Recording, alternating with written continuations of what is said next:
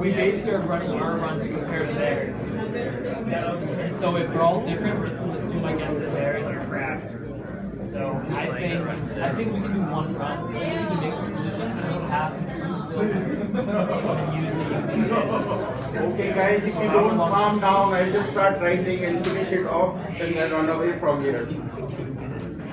So 8 3/4 minutes. Okay, so what is exergy? That is the first question that one would like to answer. Exergy of a system is the maximum possible useful work I can get out of the system before the system dies out. So the maximum possible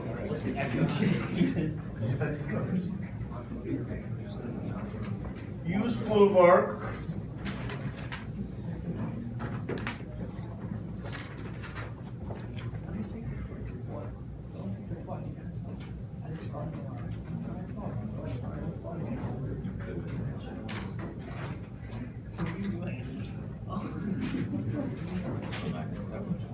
he did that.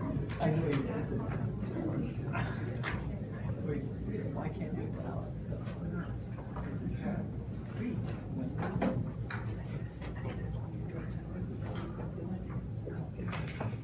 So exergy is nothing but the maximum possible useful work I can get out of the system before the system reaches the dead state. So we have to define what is the dead state. Dead state is one where the system is in thermodynamic equilibrium with the surroundings.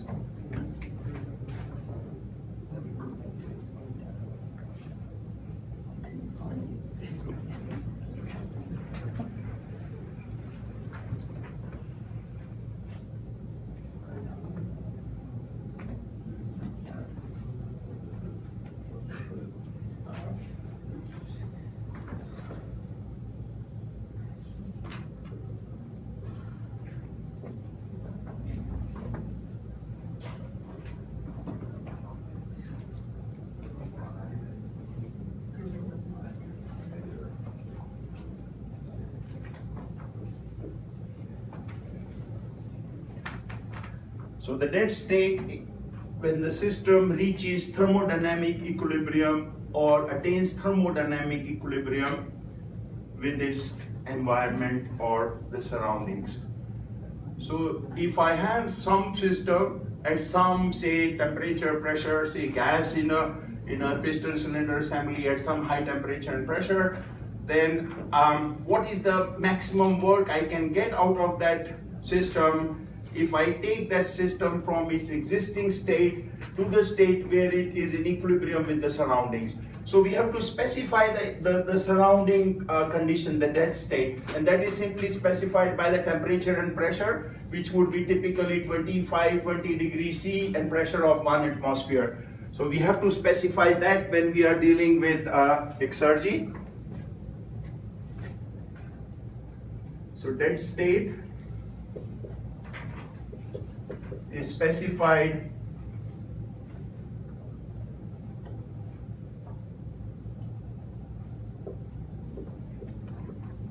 by specifying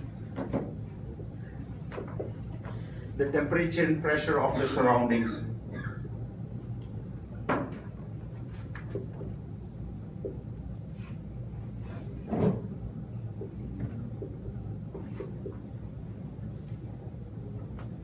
So T naught and P naught. So these naught quantities would refer to the surroundings, the environment. Okay. So as I mentioned, T naught generally is taken to be 25 degrees C in calculations, and T naught of 1 atmosphere.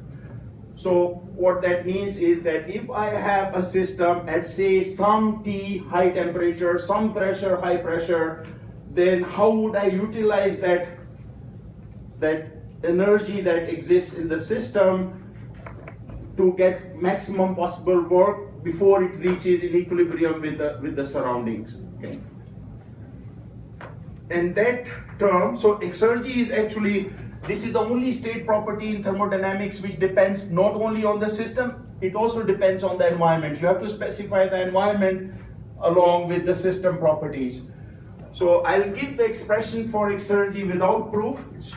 We don't have much time to give proofs here. So exergy of a closed system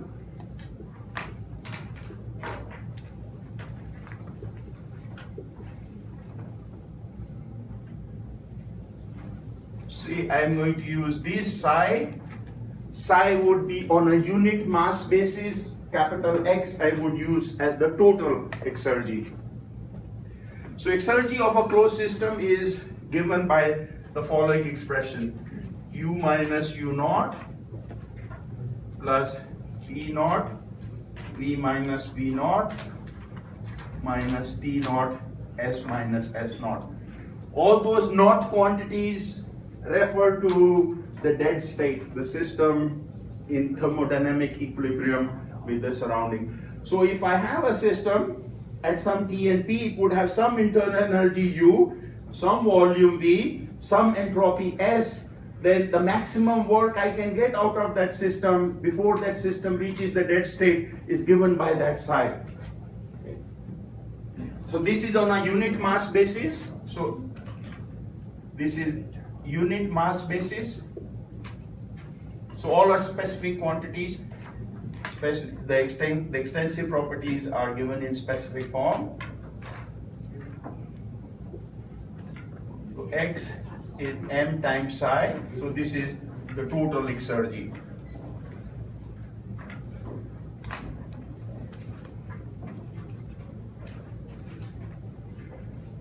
Okay, so it's the total exergy would be simply mass times the specific exergy of the system. This does make an assumption that we are neglecting the kinetic energy. So we are dealing with closed system, so it is stationary system, and also it's not changing its location in the gravitational field. So we are also neglecting potential energy. So potential energy and kinetic energies are not included there, because normally you would include them for flow systems, which we'll be discussing in a minute. So this is the exergy of a closed system. And we know each of these terms, right? So this is internal energy per unit mass of the system in its current state. This is the internal energy per unit mass of the system when it is in dead state, thermodynamic equilibrium with the surroundings. This is the current volume. This is the volume it would have in the dead state. Likewise, S being the entropy in the current state, and S naught when it reaches the dead state where it is in equilibrium with the surroundings. Now it so happens that exergy always decreases. You know, if something happens in the world, exergy always decreases. And in that sense, I think you must have heard these terms that we have energy crisis, this, that. There is no energy crisis. Energy is conserved, right? So energy only goes from one form to the other. There is no crisis of energy. But there is crisis of exergy. Exergy crisis is there. Exergy you are always destroying. Okay? And I'll show you that in the next step. The proof that exergy of a system or exergy of the universe always decreases when something real happens, or something happens, because anything that happens has to be real. So if anything happens, any process occurs, exergy of the universe will go down. So the proof is very simple for that. So this is called principle of decrease of exergy.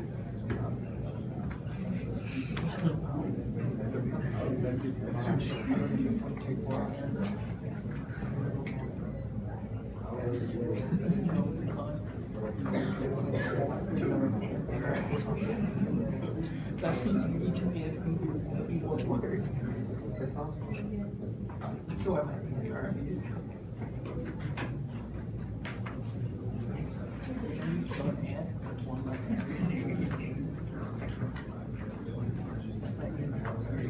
So when a process occurs, or some process takes place in the universe,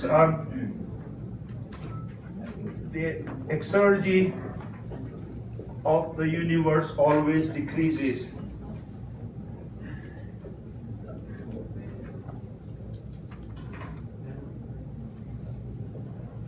So we are constantly destroying exergy. So that's why we have exergy crisis, not not energy crisis. So to give the proof of this, I would take an isolated system. So we have an isolated system.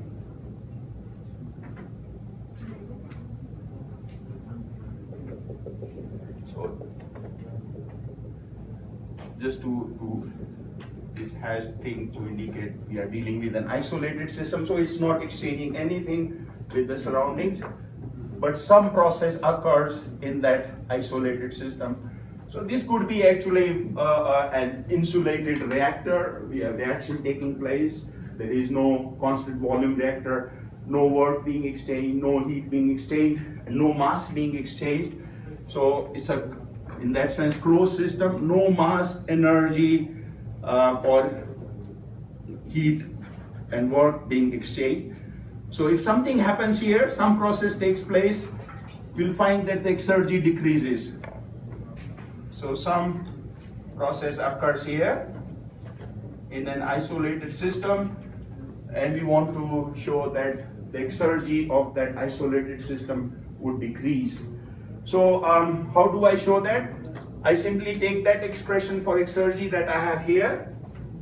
So if I write delta psi, that is the change in exergy per unit mass of the system, that would be delta of that whole term that I have over there, U minus U naught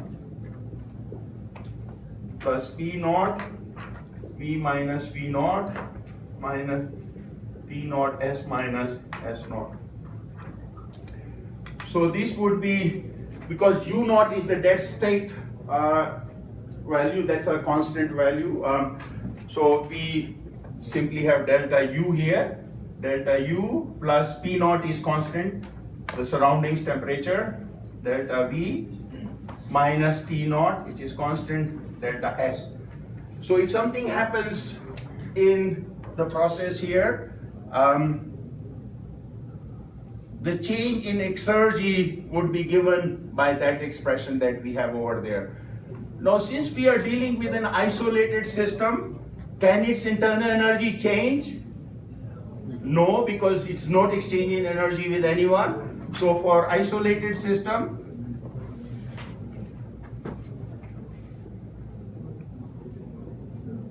delta U must be equal to 0. The internal energy cannot change, and the volume is not going to change. Volume change means you are exchanging work.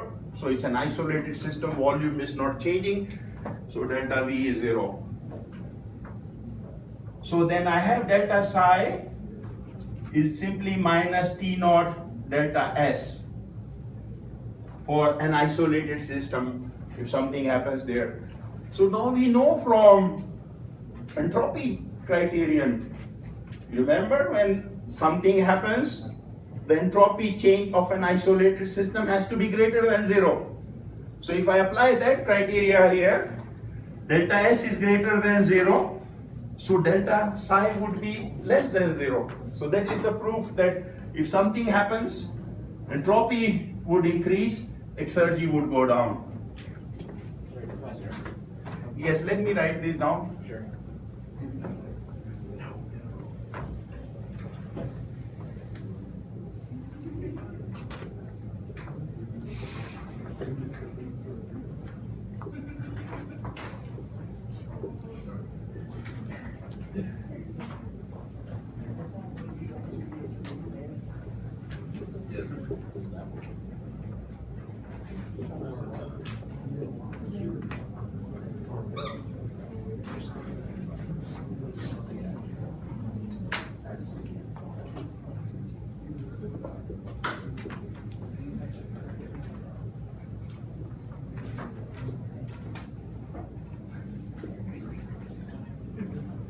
Okay, so that is the criterion for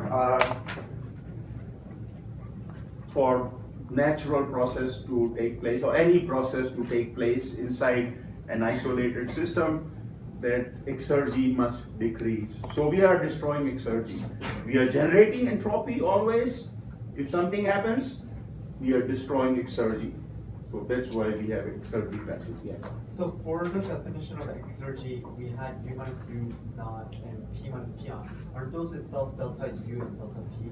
Those are for the fixed dead state, already fixed. So when the system has, so 25 degrees C and pressure of 1 atmosphere. So U naught is fixed, V naught is fixed, and T naught is already specified. But so when we have delta exergy, then now we're referring to not a set state, but any two. So delta U, this is from the current state before the process takes place to when the process is over. Okay. So that's what. Someone else had a question? Yes. Right, so in this case, we have an isolated system where more generally set in the universe. What's our surrounding then? If it's isolated. So in the next part, I include surroundings. Yes, yes. That blonde guy. Oh, you are the one. I saw someone in the washroom with blonde guy. Okay. So what's the question?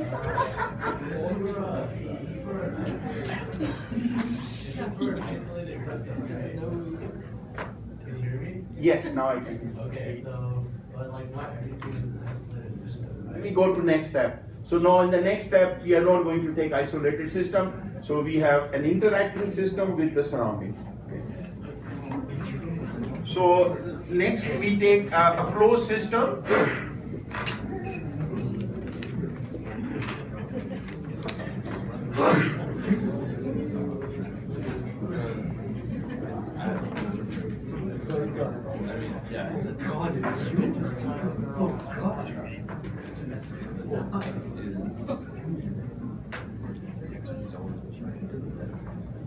So in the next part, we consider a closed system which is interacting with the surroundings.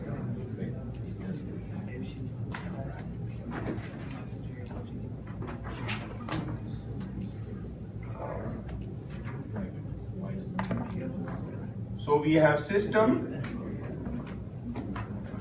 and we have surroundings and we have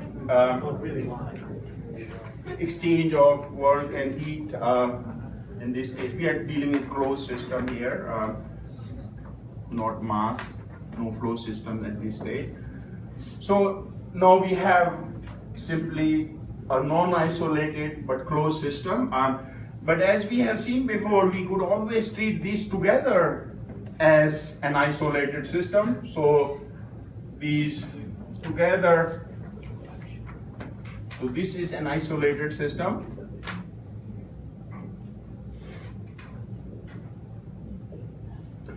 So in this case, your delta S you would have to calculate for system plus the surroundings, just like we were doing entropy change. So in this case, we have to look at delta psi of the system plus delta psi of the surroundings, and that together would be less than 0.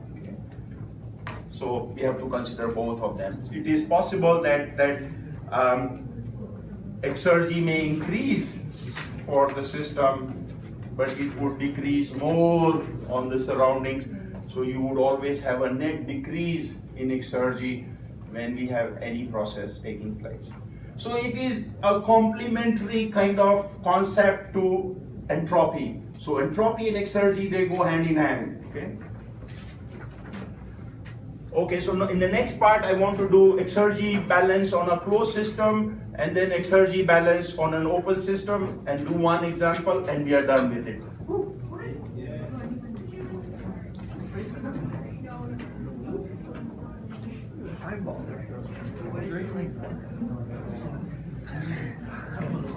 Okay, so before we do the balance, we have to first know how we can exchange exergy between the system and the surroundings. So exergy could be exchanged. So 3 modes or 3 ways we can exchange exergy.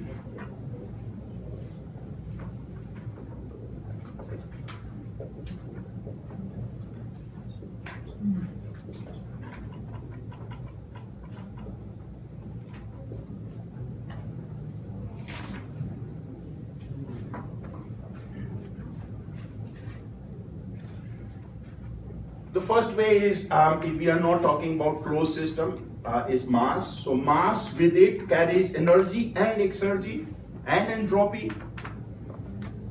So by exchange of mass,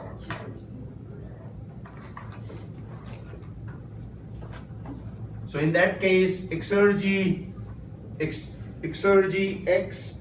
associated with the mass that we are going to exchange is simply m times psi of that particular amount or that particular mass that we are transferring from the system to the surrounding.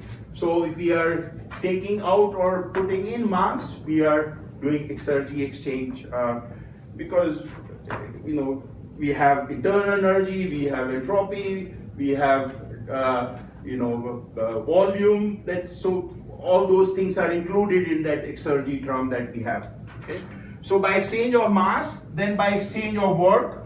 So whenever, say, if I'm producing some work by the system, then exergy that is going out is equal to the amount of work. So work is actually a very high quality energy. So exergy and work, they are kind of equivalent, but useful work over and above that is needed to push the surroundings.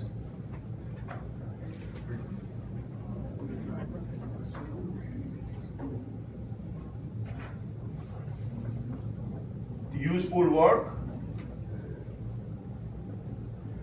So X is simply W useful. In the word useful, I want to repeat that when you are, suppose I have a gas in a piston cylinder assembly and I'm expanding that gas, so it may be lifting some mass, so it is producing work, but at the same time it is pushing the environment as well. So some work is going into environment, that's waste work, that's useless work. So it's the useful work that is important. So X is W useful.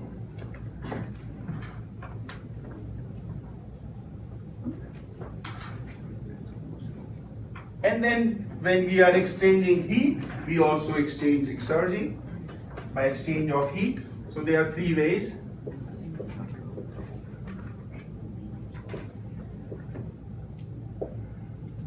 So exergy associated with the heat. So if I am giving heat to the system, I am also giving exergy to the system.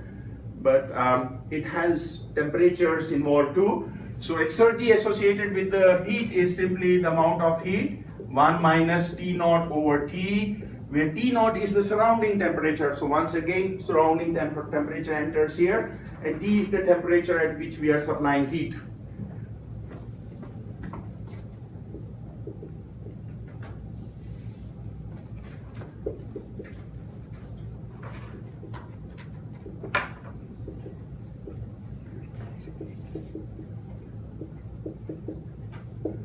Supplied or removed, both ways. Okay, so these are the three ways we can exchange exergy between the system and the surrounding. We need to know this before we can do balance. So the next part, exergy balance on a closed system.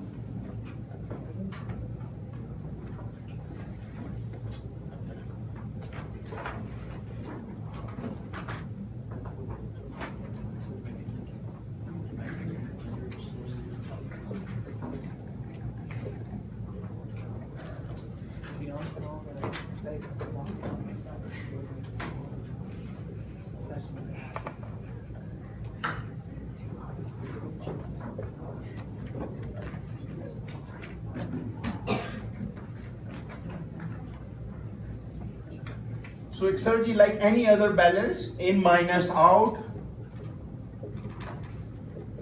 minus destruction, we are destroying exergy. We have already seen that you always destroy exergy in any natural process.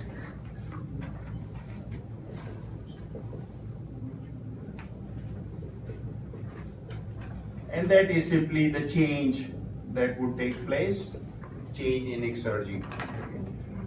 So suppose I have a system, closed system,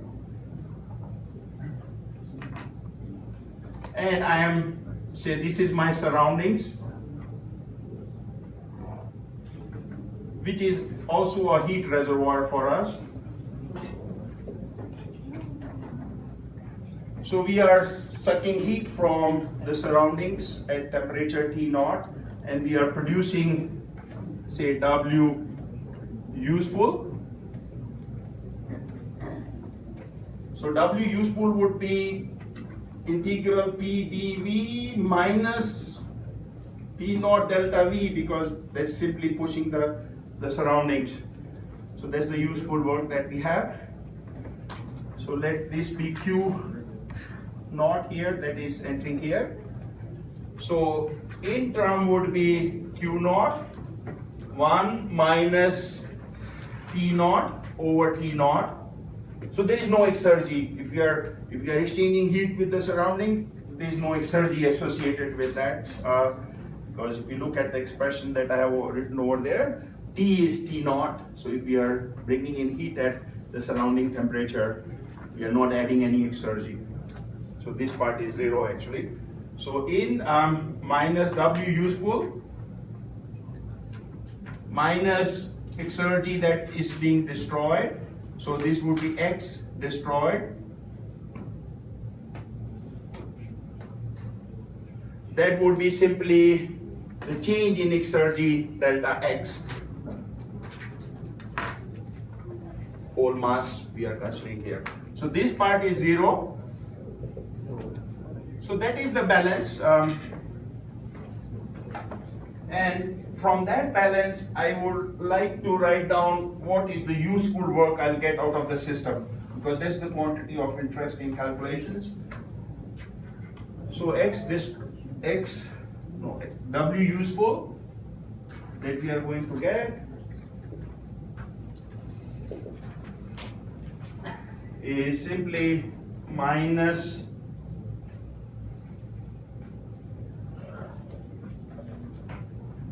delta X minus X destroyed.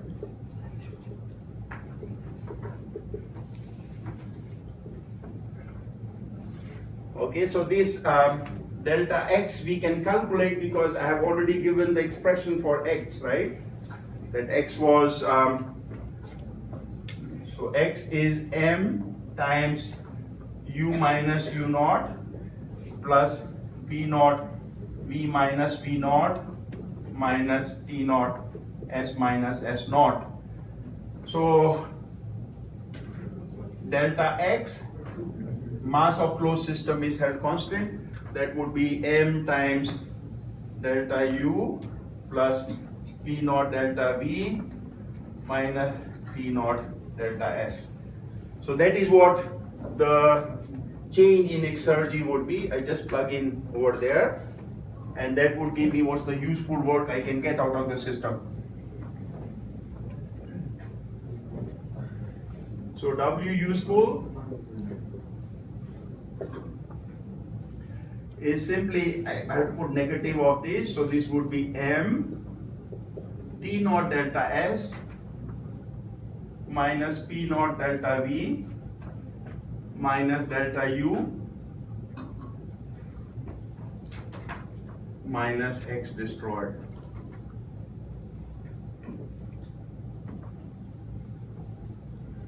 So this is the work that I can get out of a closed system. That's the useful work over and above needed to push the surroundings, which is simply P naught times the volume change. That's waste work that goes into the surrounding. Okay, now if we happen to have a reversible process, then we know that for reversible process delta S of universe, that will be equal to 0. Exergy destruction will be 0 in that case. So I would get rid of that X destroyed. So then that would give me the maximum possible useful work I can get out of the system. So W useful maximum is M T naught delta S minus P naught delta V minus delta U, because X destroyed is 0. We are not destroying any exergy in a reversible process. We are not generating entropy, we are not destroying exergy. So both concepts go hand in hand. So this was for closed systems. Then we look at open systems.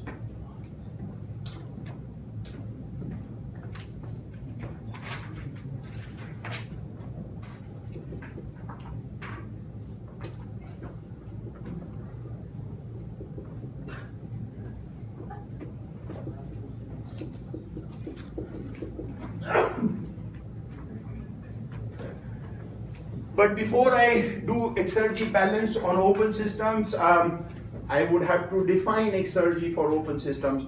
The expression that we wrote earlier, this one here, this is valid only for closed systems.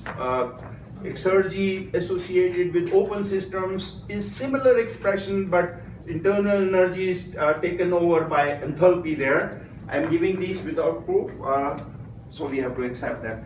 So psi associated with fluid flow stream.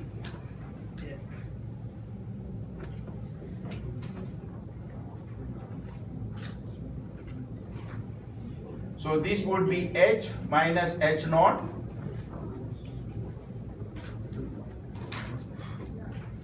plus T naught or minus T naught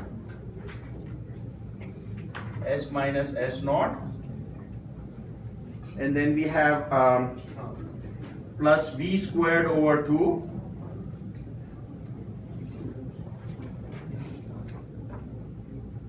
plus GZ. This is on unit mass basis. So here I do include kinetic energy and potential energy. They are embedded in the definition of exergy itself. Even closed systems, if we have gravitational or kinetic energies, we could include those there. So V here is velocity,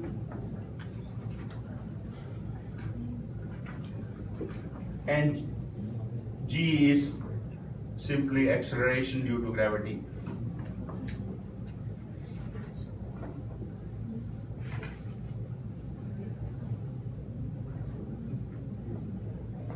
Okay, so having defined that, then we are in a position to do exergy balance on an open system. So I have some process where we have fluid going in, fluid going out, and at the same time we are exchanging heat with the surroundings.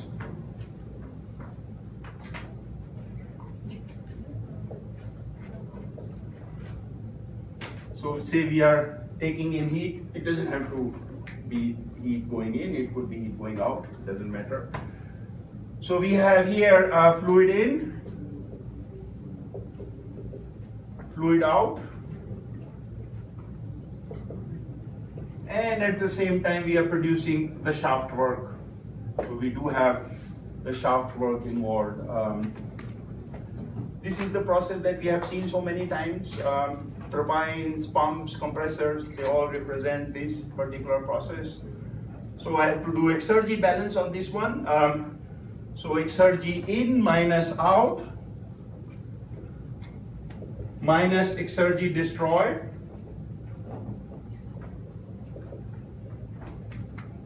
is equal to accumulation of exergy inside the system or control volume. So we'll take steady state. So we assume that part is 0. So in minus out minus destroyed, exergy destroyed would be equal to 0. So we have to look at in terms. Now in terms, potentially we could have exergy coming in through here because we are supplying heat. But since we are supplying heat at the surrounding temperature, there is no exergy associated with that. The expression that I wrote earlier, so that would be 0, so no exergy coming in. But we have mass entering here. Mass with it is carrying energy, exergy, entropy, everything the mass carries with it. So in term would be exergy in is m dot, and then I use that expression that have, or maybe simply psi 1 at this stage. We can substitute that later on. So this is the exergy per unit mass of the entering fluid, and out is m dot psi 2. So we have here m dot psi 1 minus psi 2 is equal to x destroyed in that process. And work, let us not forget that out is also work here, so W shaft. So that useful work, that is exergy, so I have to incorporate that here. So in minus out, minus W shaft, X destroyed. So this is what the exergy balance is, but we'll write it down in a way that what I want is what is the useful work we would get in terms of exergies that we have here. Yes. Sorry, I just wanted to clarify. So you're saying we don't have any exergy coming in with the heat because the process is also at T naught? We are supplying heat at T naught, and heat, you know, that the expression that I gave, exergy, if you are supplying heat at very high temperature, then it would have exergy, because I can put a Carnot heat engine, produce work, so I can produce work that way. So, but if you are supplying heat at the same temperature as surrounding temperature, you cannot produce work. Okay, so it's because our heat's coming from our surroundings. At T naught, yes. If it was coming at some, we could have a heat reservoir at some high temperature in addition to surrounding, Okay. but we don't have time for that. Yeah.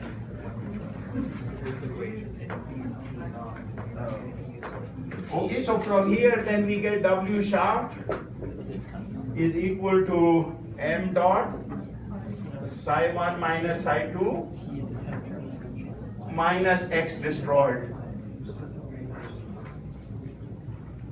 Okay, now I'm going to use that definition of that flow stream exergy that I have. I just plug in that there. So this would be m dot. So we have here minus delta H. So this is psi 1 minus psi 2. So this would turn out to be minus delta H, minus plus T naught delta S. And then we have plus V2. Oh, I'm confused myself. Why don't I write the whole thing here? So this one would be psi 1 minus psi 2. This would be H1 minus S2 minus T naught S1 minus S2. And then we have V1 squared over 2 plus G minus V2 squared over 2 plus G Z1 minus Z2. So that's what it would be. So I just plug in those there. So the shaft work that we are going to get is m dot, and so psi 1 minus psi 2, so I could write this minus delta H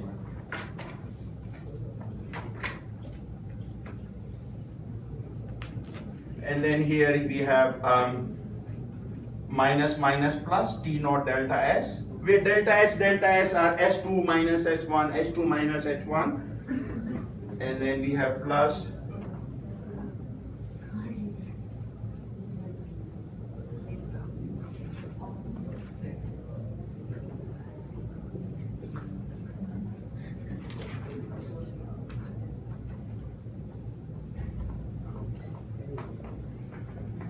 so we could write it that way, except that I have to add the exergy destroyed minus X destroyed.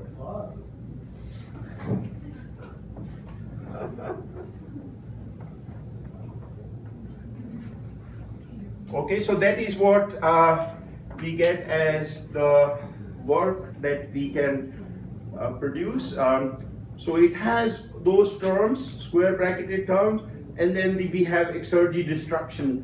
Now, if the process is a reversible process, that would give me the maximum work destruction of exergy will be 0, like entropy generation is 0. So I could get rid of that X destroyed if I want the maximum possible work.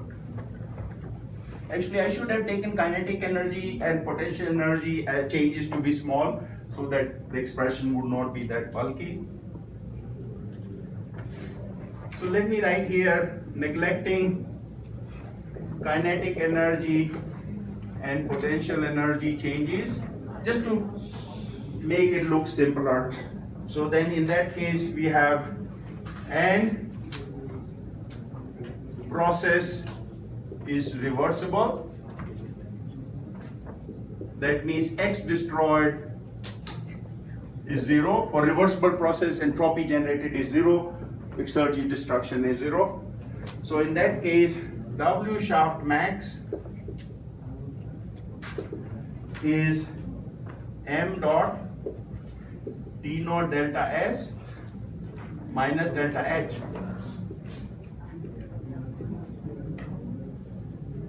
Do you remember seeing that formula before? This was your midterm problem as well. So we get the same work. So exergy concept and entropy concepts, they are complementary, they are equivalent concepts, but it so seems that exergy concept is more useful, it has more meaning, and we can do lots of interesting things with those, which is beyond the scope of this course. If we had chatted less in this term, I could have given you a lot more on exergy part, but as far as the course content goes, this is what I normally cover, so I have covered everything that I wanted to cover.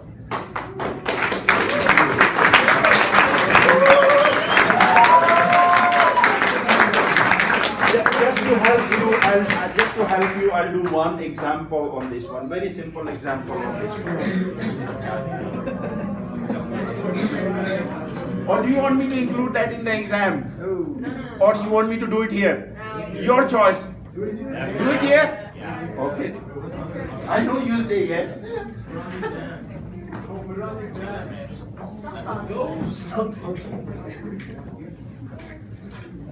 Oh, we have to discuss the exam as well. Oh, is this the last class? Yeah. See, had I waited for you to calm down at the beginning of the class, I wouldn't have covered all this. So in the future, I'm thinking of coming up with this rule. In any class that I teach, I begin my lecture. Let the students settle on their own. Because I have to cover, that's part of my duty. I have to cover up to this point. I think this class chats a lot. You have to work on that. Or maybe it was summer, even for me it's hard to teach here. I sweat a lot here. So, maybe that's playing a role, I don't know.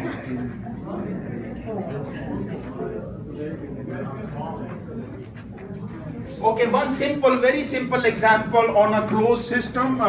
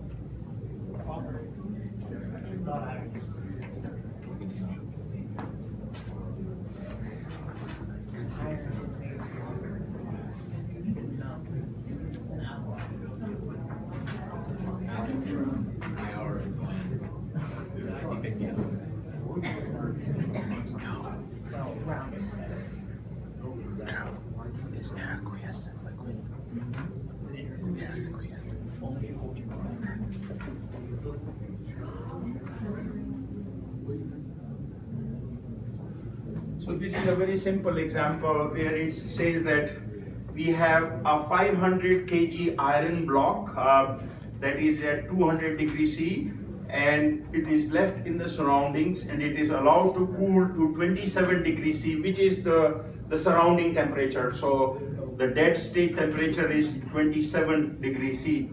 So then it says determine how much work you have lost by allowing it to just cool down from that 200 degrees C to 27 degrees C that we have. So it's basically what we have to do here is to calculate the exergy of that block at 200 degrees C, and all that exergy we are simply wasting by letting it dissipate into heat to the surroundings.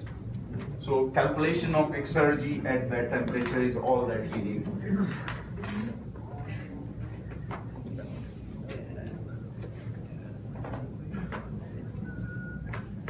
So work lost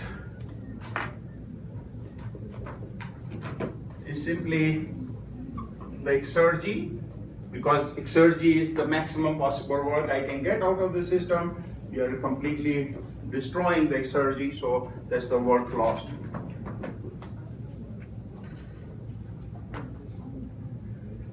So if I use that definition of exergy, this was for closed system. So this was U minus U naught plus V naught, V minus V naught minus T naught S minus S naught that we have. Now there is no volume change involved, so this part is, we don't have to worry about this part here.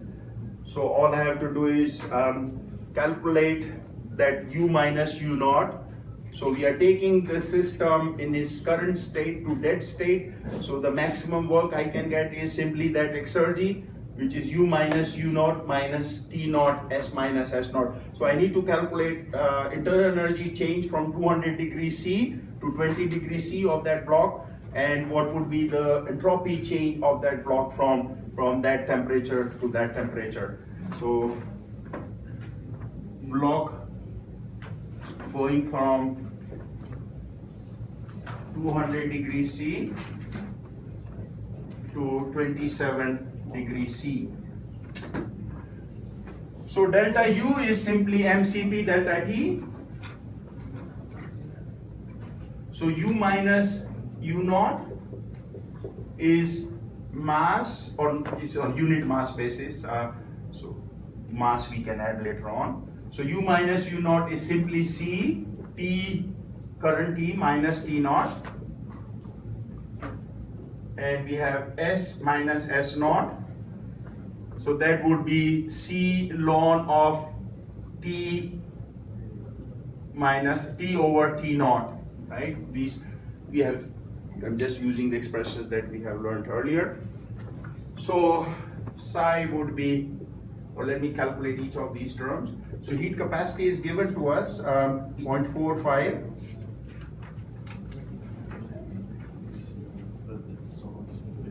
So I don't have the individual terms, I have the whole thing together. So capital X would be M times psi. So this would be M times U minus U naught minus M T naught S minus S naught.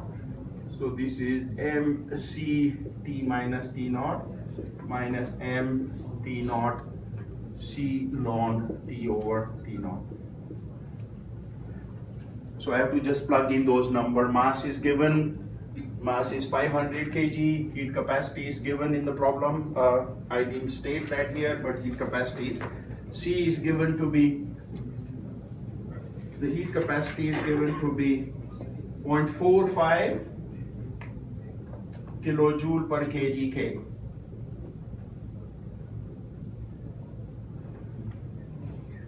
Okay, so I just sub in those numbers here. So this is 0.45, keeping in mind we are dealing with kilojoules here per kg K. Mass is 500.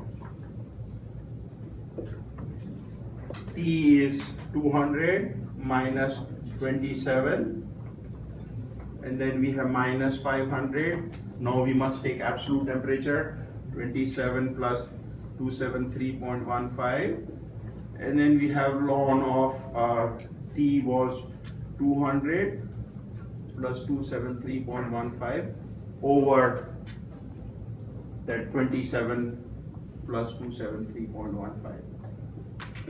So just calculate these numbers.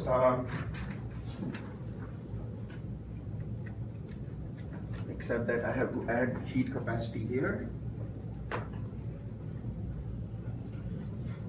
Multiplied by 0.45, that is the heat capacity.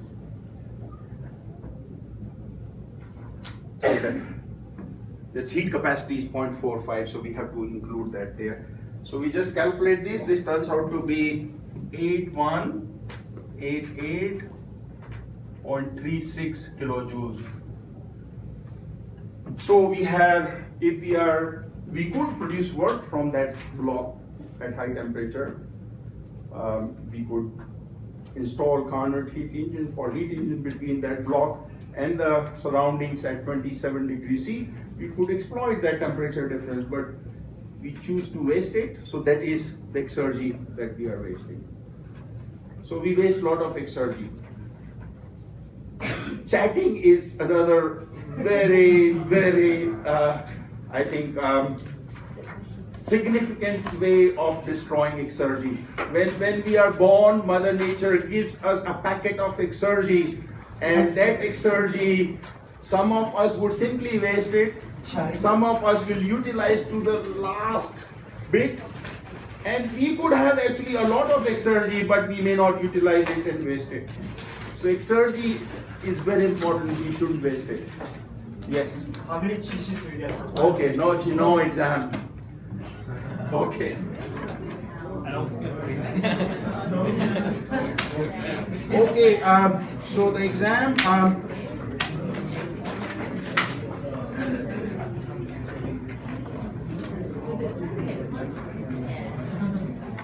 write down your exergy level.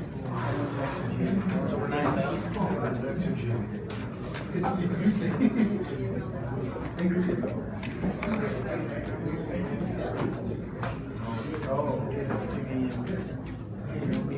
I remember the lab you go with that. Well,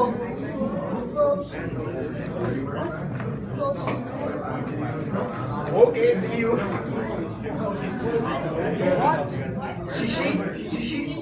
You need more information about that? yeah, about shishi. I thought that's enough. Closed notes, closed book. What about shishi? That's all. I'm just joking. I'd like to watch them.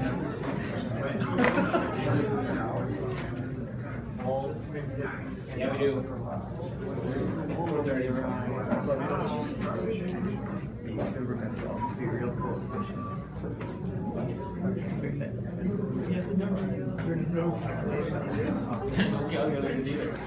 I'll like mental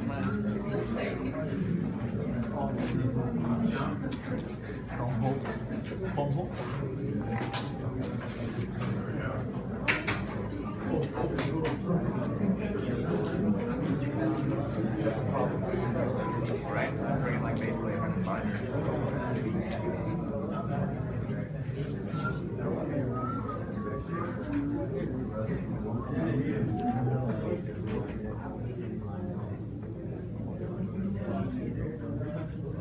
Actually, I anticipate So it would include everything, multiple choice too. I haven't made the exam, I haven't had the time to even think about it, but that could be there. Multiple choice, short questions, true, false. Of course, we'll have lots of problem solving, and it is also possible that some problems I would ask you to simply pick up the answer. So if you don't get to the answer, you don't get any mark for those. So no partial marking, for problems which I think you need to know, to get to the right answer. So after all, we are going to become engineers, so those things will be there. So some problems would be, calculation problems would be based only on answer. But there will be problems where you would have to give me the full solutions.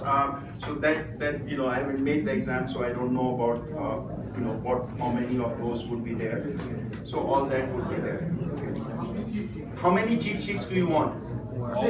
Okay, and at this stage, because I haven't decided whether I would split into two parts or maybe I'll have just the one with everything there. So that part I cannot, I didn't get time to think about that. But it is possible it could be along the lines of the midterm, so part A, part B, or part A would be embedded in part B, it would be just one exam. So I'll decide that once I have made the exam. Cheat sheets, no. Cheat sheets normally if I separate the two, you will not be allowed cheat sheets. But if they are together, maybe, then also we could say, okay, don't use the cheat sheets for part A once you, No, we did that like for midterm, it's fine. yeah, that part I'm not sure. So cheat sheets, okay, so cheat sheets, how many cheat sheets would you like? Six becomes too much. Then you have all the printed sheets. Don't write anything on the printed sheets because those are extras. You have the cheat sheets, you could write on those, and no examples or anything like that. No solutions there. It's for your own review, the formula, etc. that you write. So how about so one-sided 5 sheets. Yes. Five. One-sided 5 sheets. Why would we just make it 3 double-sided sheets, not waste paper? I mean, you could do 5 sheets. I guess I could do like 3 sheets. 2 double-sided, 1 Yeah, 3 double-sided. 5 or 6? Six. Single-sided 6 sheets. What's the difference between 3 double-sided and 6 single? No one knows why that would be the case.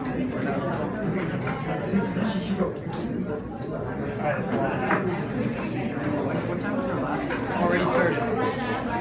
I see him here. So no solutions to be copied, just review of your formula, etc. And that part, if we have part A and part B, then those cheat sheets would not be allowed in part A. But I could decide that everything you are allowed. So that I have to, unless I make the exam, I cannot say anything about that. Jack, what time's the lab? Yeah. How can I separate before final and after final? I cannot separate thermodynamics like that, right?